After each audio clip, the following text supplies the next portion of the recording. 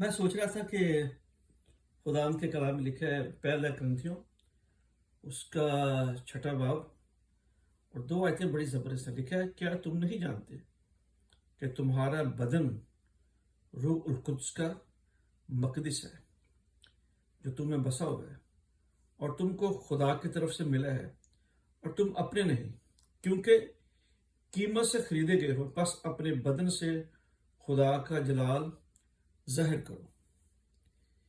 یہاں پر بدن کی بات ہے، روح کی بات نہیں ہے۔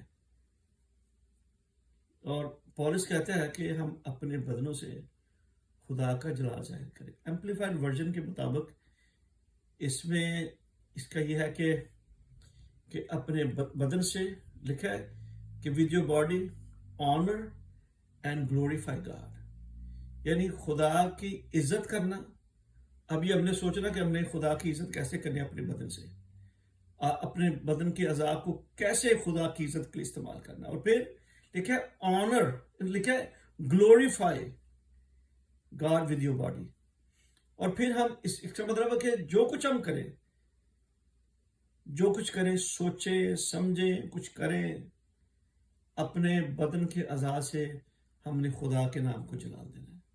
خدا آپ سب کو برکت دے اور مدد کرے کہ ہم خدا کے کلام کو جانتے اور سمجھتے ہوئے اس کی عزت اور تکریم میں اپنے آپ کو استعمال کریں خدا کے جلال کے لیے۔ شکریہ۔